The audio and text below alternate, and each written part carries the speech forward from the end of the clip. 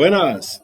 Nessa sessão a gente vai falar dos produtos de investimento imobiliário, alguns dos principais que tem por aí, e principalmente tentar ajudar a confusão, ou pelo menos ajudar você a entender a diferença entre um e outro, ou coisas que você deve olhar antes de investir neles. Então não faltam siglas por aí, CCI, CRI, LH, LCI, LIG, FI. Então a ideia é a gente poder discutir aspectos tanto do setor imobiliário como de cada um desses títulos, para a gente poder olhar o seguinte: o que eu quero assim, eu quero pagar, não quero pagar imposto, eu quero ter um rendimento um pouco melhor aqui, eu quero ter uma garantia, não quero correr certos riscos, eu quero uma garantia melhor nesse título. Então a gente vai discutir essas características, tentar explicar para na hora de escolher qual título investir, a gente ter uma melhor visão dos riscos e dos ganhos que estão aí envolvidos, tá bom? Então vamos lá. Então vamos começar falando dos vários produtos disponíveis para quem quer investir no setor imobiliário. E aí a gente tem essas alternativas que eu estou colocando ao lado. Então, a cédula de crédito imobiliário, o CCI, o certificado de recebíveis imobiliários, ou CRI, ou CRI, a letra hipotecária, o LH, a letra de crédito imobiliário, o LCI, a letra imobiliária garantida, o LIG, e o fundo de investimento imobiliário, o FII. Então a gente tem todas essas alternativas. O que é importante entender é o seguinte: cada uma delas tem o seu risco, tributação, tem a sua liquidez e características que vão torná-las mais atraentes dependendo do que você está buscando como investimento. E não só isso, muitas delas têm origens, apesar do setor imobiliário, origens diferentes e propósitos diferentes que a gente vai discutir. Então, vamos entrar no detalhe em cada uma delas. E eu vou combinar aqui com o Excel, então vou ficar com essa cor. Primeiramente, a cédula de crédito imobiliário, a CCI, quem emite ela é um credor imobiliário, isso quer dizer, pode ser uma incorporadora de imóveis, pode ser, por exemplo, uma sociedade de propósito específico, que foi criada, pode ter sido criada por uma incorporadora justamente para fazer aquela obra. E essa cédula, a CCI, ela é usada principalmente para o processo de securitização. Então, por exemplo, uma incorporadora ou uma SPE, uma sociedade de propósito específico, ou outro credor imobiliário, tem aluguéis a receber, por exemplo, ou dinheiro de um financiamento, ou dinheiro de uma venda de um imóvel, pode ceder esse crédito para alguma outra entidade, e normalmente se faz isso para uma companhia securitizadora que vai cuidar justamente de emitir CRIs. Então, as CCIs, normalmente, elas são lastro para os CRIs, para o certificado de recebíveis imobiliários. Elas não têm a segurança do fundo garantidor de crédito. A tributação sobre elas, o CCI é um título de crédito, então a tributação sobre elas é de renda fixa, e aí segue aquela tabela regressiva da renda fixa. Vou mostrar para vocês, eu tenho a tabela aqui. Então, só para relembrar, essa é a tabela da tributação de renda fixa.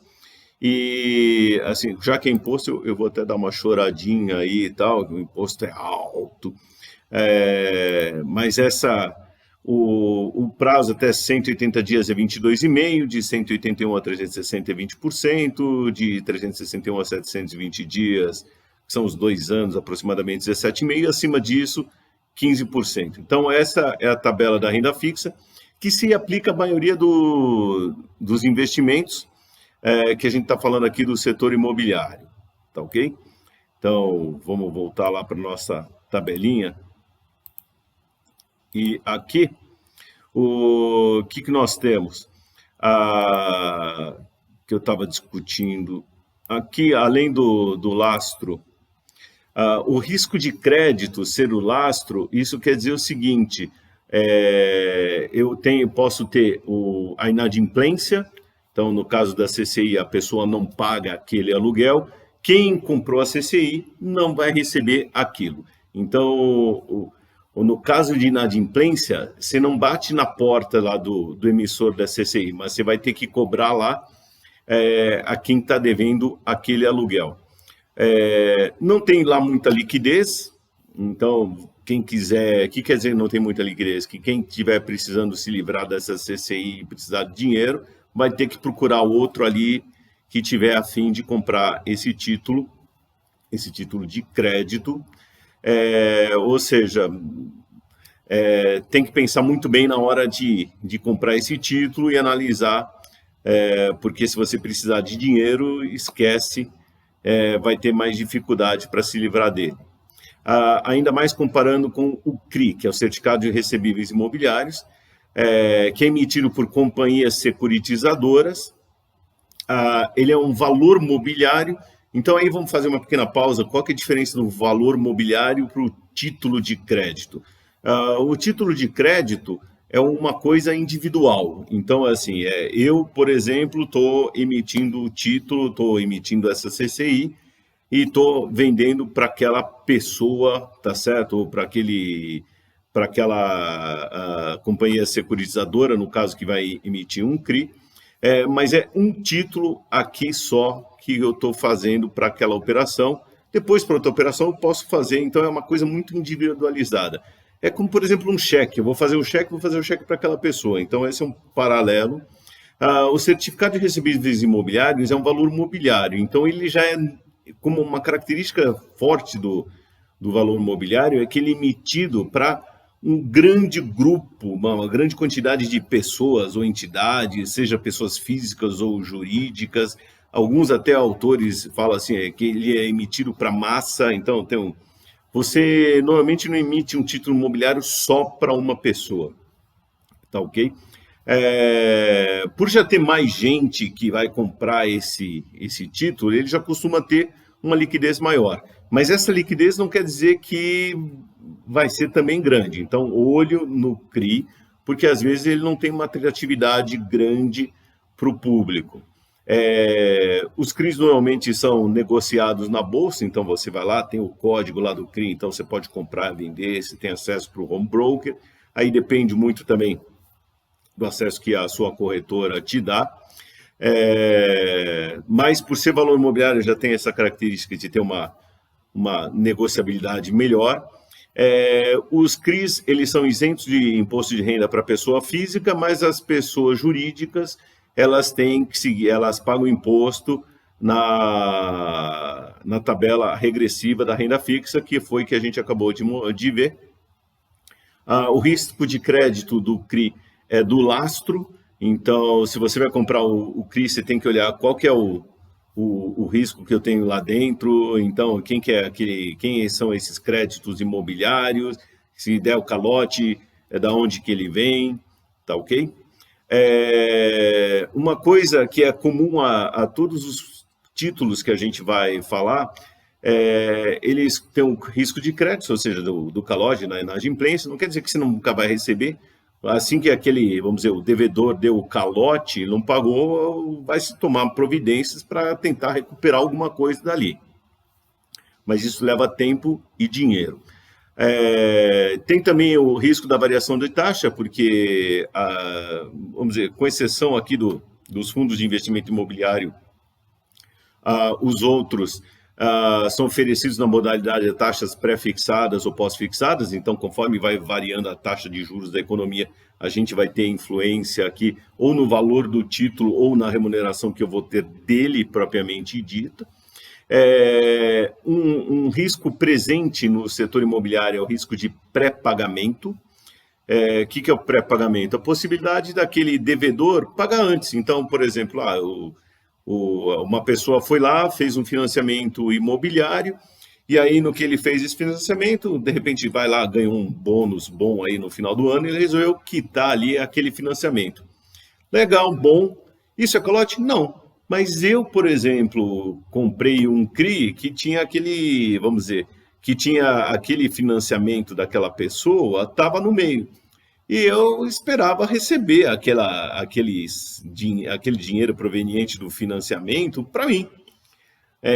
Quando a pessoa pagou tudo de uma vez, legal, isso não é um calote, mas ela pré-pagou aquilo, então vem um dinheirão, mas eu tenho que fazer o seguinte, e aquele fluxo de pagamentos mensais, por exemplo, que eu ia receber? Já não vou mais receber, tem uma montanha de dinheiro que vai ter que ser reaplicado. Então, e não estava nos planos. Então, o pré-pagamento é um risco, é diferente da inadimplência, mas é um risco presente no setor imobiliário, não somente no CRI, mas nos outros títulos no geral. O CRI tem outra coisa, tem a questão da subordinação. Então, você tem CRIs sênior e CRIs júnior. Isso quer dizer o seguinte, pode ter algumas outras coisas diferentes, por isso olho nisso na tal subordinação. A subordinação quer dizer o seguinte, olha, o sênior recebe antes do júnior. E a subordinação também quer dizer o seguinte, no caso de calote, o júnior leva o calote primeiro e depois que os júniores levaram o calote, aí vai para o sênior. Então, a cota sênior tem as suas vantagens em relação às cotas júnior. Então, olho no CRI para ver o tipo, se é júnior ou sênior, porque isso vai ter impacto no seu bolso. E como vocês estão vendo na tabela também, o CRI, por ser um valor imobiliário, ele também não tem o fundo garantidor de crédito, que na época que a gente está gravando o vídeo, cobre até R$250 mil por CPF. Sempre dá uma consultada na hora de investir, se o que você está investindo, o título de crédito tal, ou o produto está sendo oferecido, tem a garantia do fundo garantidor, porque isso é uma coisa boa para você pode investir com mais tranquilidade. Aí nós temos a letra hipotecária. A letra hipotecária pode ser emitida por associações de poupança, por bancos, pela Caixa, por companhias hipotecárias, por sociedades de crédito. Ele é um título de crédito, foi que a gente comentou, então cada letra hipotecária vai ser emitida para você, então não tem um estoque ali. Você vai lá, o banco te oferece, a Caixa te oferece, você vai lá, ela te oferece aquilo, você vai lá, ela vai emitir uma ali para você, que está lastreado em hipotecas. E aí eu vou fazer um outro parênteses aqui, a diferença entre... O que é hipoteca? Primeiro que a hipoteca que a gente fala aqui no Brasil é diferente dos Estados Unidos, o mortgage. O mortgage, ou hipoteca, é um financiamento lá dos Estados Unidos, tá certo? Imobiliário. E aqui a hipoteca que a gente está falando é uma garantia. Então, tanto que a gente tem financiamento com garantia de hipoteca e tem financiamento com garantia de alienação fiduciária.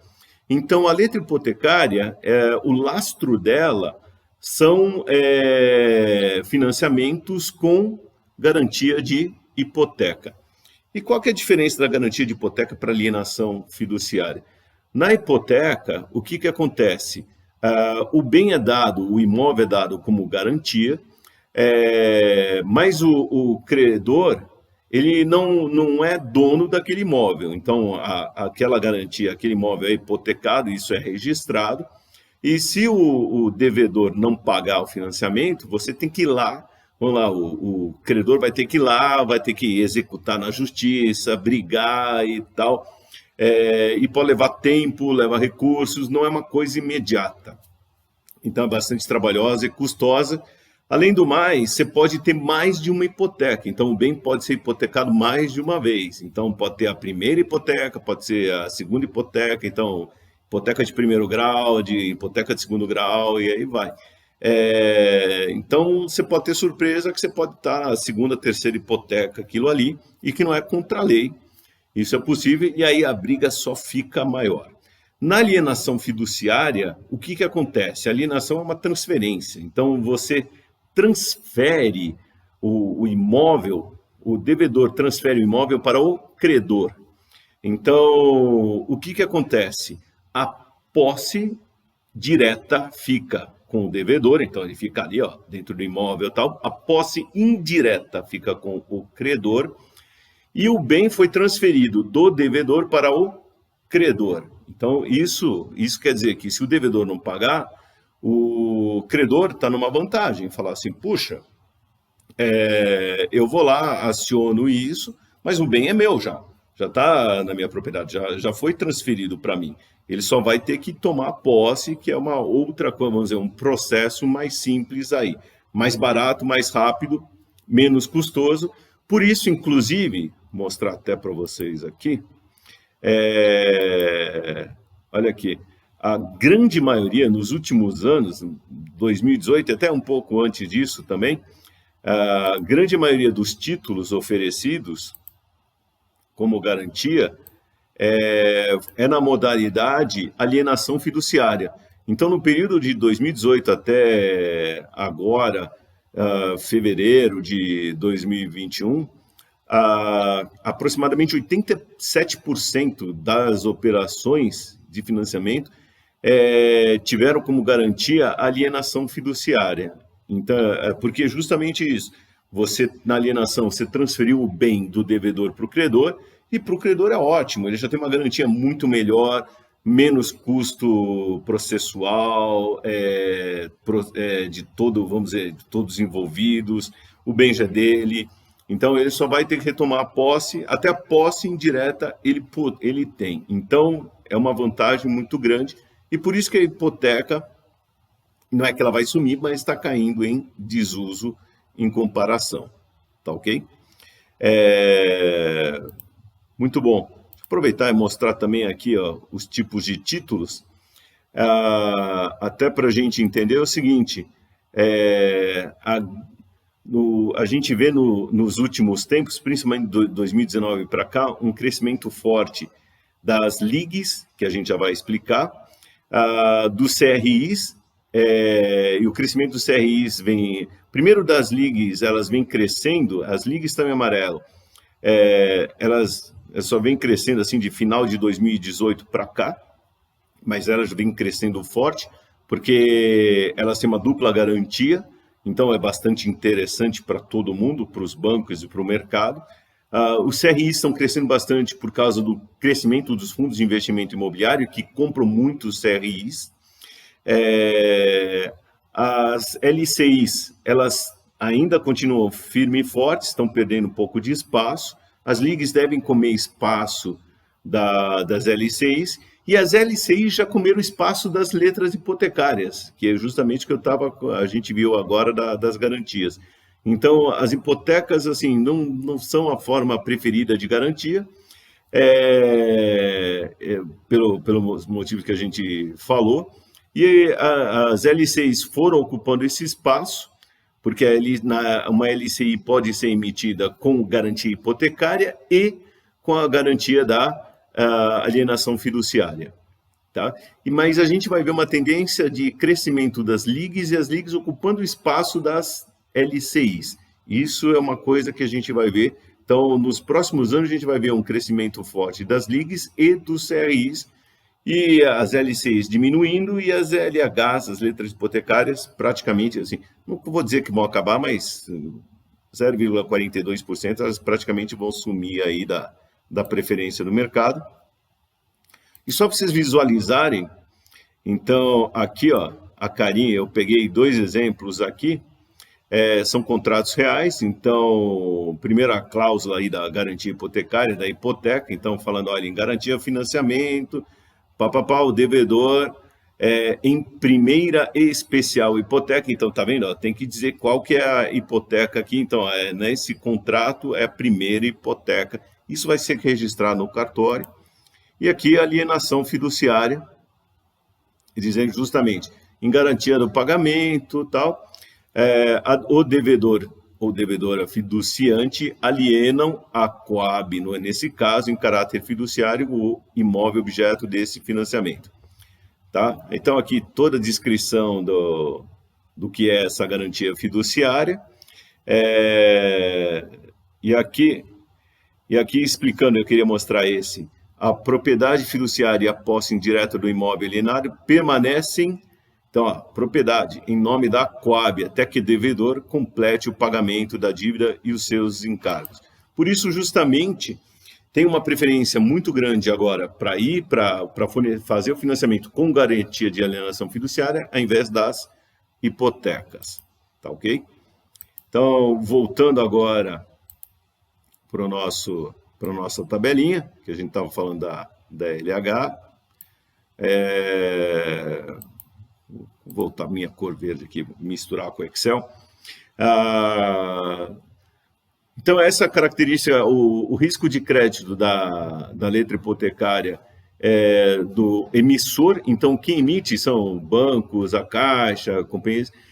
O risco de crédito, então, mesmo com a história da hipoteca, quando a gente compra uma LH, o risco é desse emissor. Então, ele não nos pagar.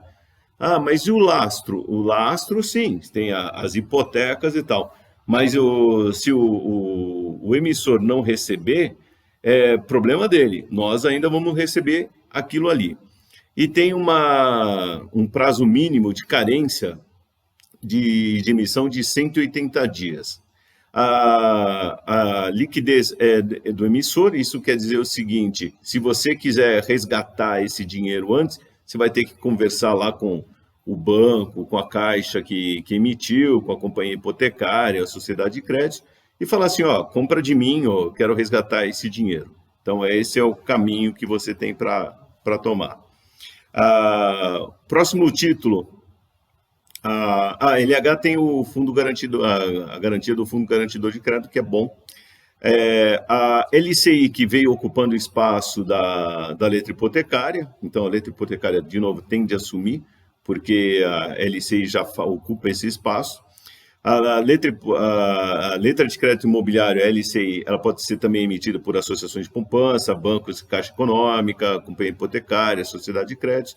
Ela também é um título de crédito, assim como a letra hipotecária, tá ok? Então, você quer comprar uma LCI, o banco vai emitir uma para você, claro, dentro daquelas condições que ele está te oferecendo. Para pessoa física também é isento de imposto de renda, mas tem a tributação regressiva para quem for pessoa jurídica. Tem a LCI, tem o fundo garantidor de crédito. O risco de crédito dela também é do emissor, então... mas puxa, eu sei lá que o meu vizinho tem um financiamento que está lá de lastro da LCI. É até difícil saber isso, mas vamos dizer que você saiba disso aí. O meu vizinho não pagou. Fique tranquilo. O teu risco de crédito é do banco, é da Caixa, é da companhia de crédito que você comprou essa LCI, tá ok? A liquidez também é desse emissor, então também tem lá muita liquidez. Então, se você precisar resgatar, tem que ver as condições desse emissor.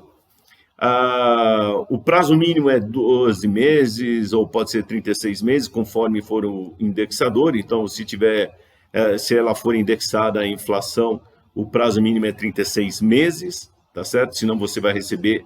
pode receber antes? Pode, mas você não vai receber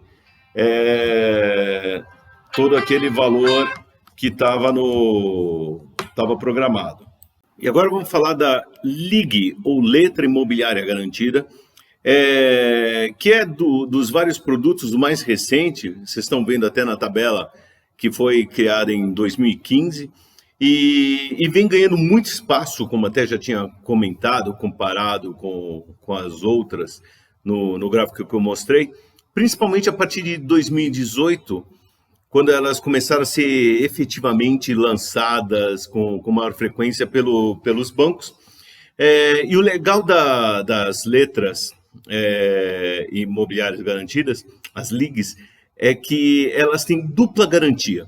Então, o que acontece? O seu risco de crédito, como vocês estão vendo na tabela, está ligada com o emissor e a carteira. Isso quer dizer o seguinte: quem pode emitir? Uma associação de poupança, um banco, uma caixa econômica, uma companhia hipotecária, uma sociedade de crédito. É um título de crédito, não um título imobiliário. Então, cada hora que você quer comprar uma LIG, ele vai lá, o banco, a companhia hipotecária vai lançar uma para você, tá ok? Ela também é isenta de imposto de renda para pessoa física e para pessoa jurídica segue a regra da tributação regressiva da renda fixa, que a gente já viu. Não conta com fundo garantidor de crédito, mas tem a vantagem de o banco, por exemplo, emitiu, se o lastro dele, por exemplo, levou calote e tal, ou se o banco quebrar, você tem a garantia ali do banco, e também tem a garantia da carteira, e essa carteira de crédito fica apartada. Isso quer dizer, o lastro fica apartado. Se o banco quebrar, fica tranquilo, você tem ainda a carteira de crédito à parte que serve como garantia. Então, você tem uma dupla garantia aí. Não é um título de grande liquidez, então, se você precisar de dinheiro antes, vai ter que pedir o resgate ali para o banco. Esse título tem prazo mínimo, o vencimento mínimo de 24 meses, e uma carência de 12 meses. Então, você não pode cair fora dele durante 12 meses. E aí vocês vejam que cada título desses vários que a gente está comparando tem a sua característica. Diferentes carências, a questão ter fundo de crédito ou não, a garantia do fundo garantidor de crédito ou não, ser título imobiliário ou não, o teu risco está mais ligado ao prazo. Algumas LIGs podem ser até emitidas com variação cambial, então isso é uma coisa bastante legal, tá ok? Que torna também a possibilidade de criação de novos produtos. Eu acho, pelo menos a minha opinião, a tendência é que as LIGs ocupem espaço das LCIs. Então, as LCIs já ocuparam espaços das LHs, as letras hipotecárias, e as LIGs vão tender a ocupar cada vez mais, comer pedaço das LCIs. E aí a gente tem o fundo, só para fechar, o fundo de investimento imobiliário, que é um produto assim que vem crescendo muito nos últimos anos, posso falar até na última década. Pode ser emitido por banco, pode ser criado por bancos, caixa, corretoras, distribuidores de valores, sociedade de crédito, companhias hipotecárias. É um valor mobiliário, então é aquela coisa, ele já é criado para as massas, tá certo? Para um grande público, não é aquela coisa, então um fundo imobiliário é criado e é um condomínio fechado já com uma quantidade pré-definida de cotas, e essas cotas são distribuídas, negociadas por aí, normalmente negociadas na Bolsa. Então, a grande maioria dos fundos imobiliários lançados já são negociados na Bolsa. O risco de crédito é a função do lastro dele. Então, puxa, comprei um fundo imobiliário de um banco. Levei o calote do banco. Não, você não levou o calote do banco. Se o fundo rendeu menos por causa do lastro dele. O imposto de renda, aí tem que tomar bastante cuidado. Para pessoas físicas, quando essa pessoa tem menos de 10% do total de cotas, se o fundo tem mais do que 50 cotas e é negociado em bolsa, ou mercado de balcão ali da bolsa, aí essa pessoa física tem isenção do imposto de renda nos dividendos, nos rendimentos. Porém, não tem isenção quando tem ganho na venda das cotas. Então, se você tem uma cota de um fundo imobiliário, pessoa física, tem menos que 10%, o fundo tem mais de 50 cotistas e ele é negociado na bolsa, beleza. O rendimento, os dividendos desse fundo imobiliário, você não paga imposto. Mas se você vender a cota desse fundo e vender com ganho, aí você tem 20% de imposto de renda nele, tá ok?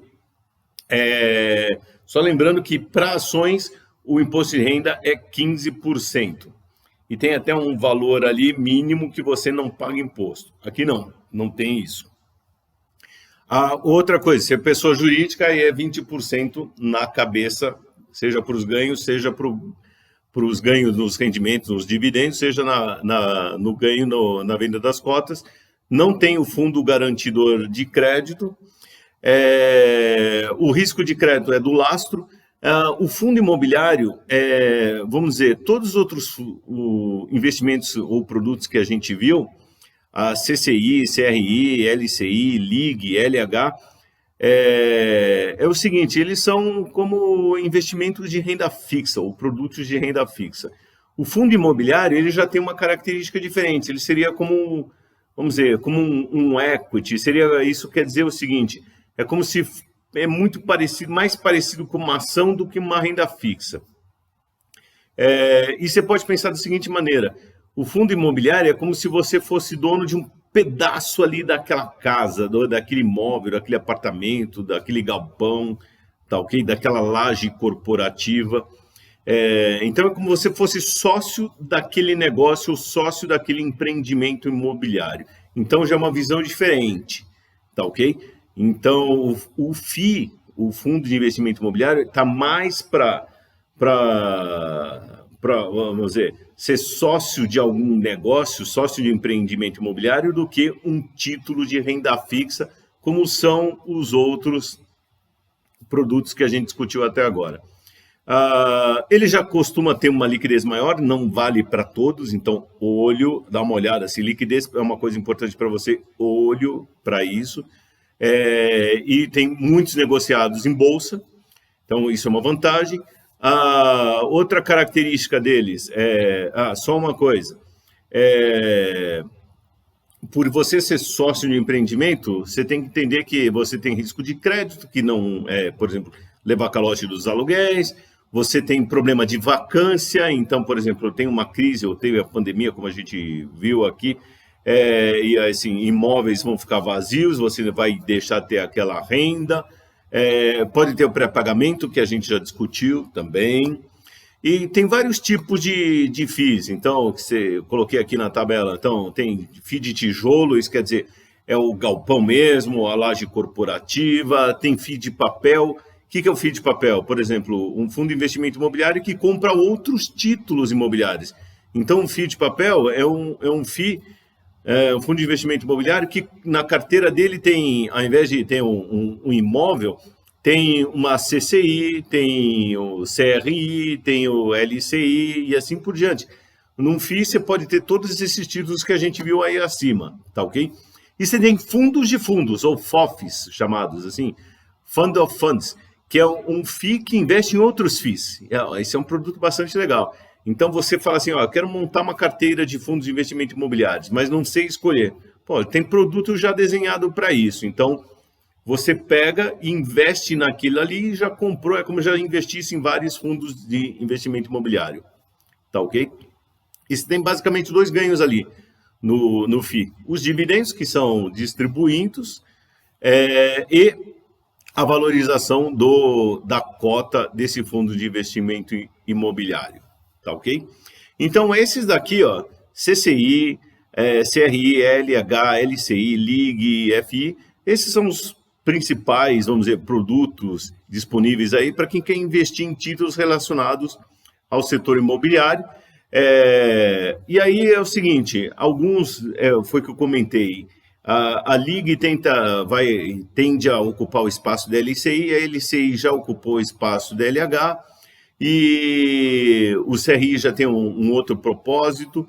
Então, cada um deles está ocupando um espaço, tem riscos diferentes, tem lastros diferentes, e isso é uma coisa que a gente tem que analisar antes de investir, assim como questões de carência, rentabilidade, se título de valor imobiliário ou não, que já tem impacto na liquidez, tá certo? E os riscos que estão envolvidos. Então, esses estão, resumindo, na hora que você quer investir, você já pode olhar, sem contar a questão de ser taxa pré-fixada, pós-fixada, que aí tem várias alternativas aí, atrelado ao IPCA, IGPM, a TR, e dar uma olhada nisso antes de montar sua carteira e investir em cada um deles. E aí espero que isso ajude a você tomar uma decisão melhor. Muito bom, pessoal. Então, essa foi a nossa discussão. Espero que tenha ficado claro qual a diferença entre cada um deles, e entender assim que alguns a gente tem acesso, outros não. Alguns têm mais liquidez, outros não. Entender que nesse setor a gente tem alguns riscos que são inerentes ao negócio imobiliário, como o risco de crédito ou de inadimplência, variações de taxa de juros, assim como também o tal do risco de pré-pagamento. Olho na questão da tributação, das garantias que estão aí disponíveis, como a gente já discutiu, e até nos títulos que a gente vai encontrar por aí, que vão ter um futuro, e outros que vão aos poucos sumir por aí, tá? Não, talvez até não existam ou não sejam eliminados pela lei, mas que o mercado mesmo vai falar assim, ó, esse aqui eu não gosto mais, vamos para outro mais moderno e com uma estrutura de segurança maior. Tá bom? Até mais!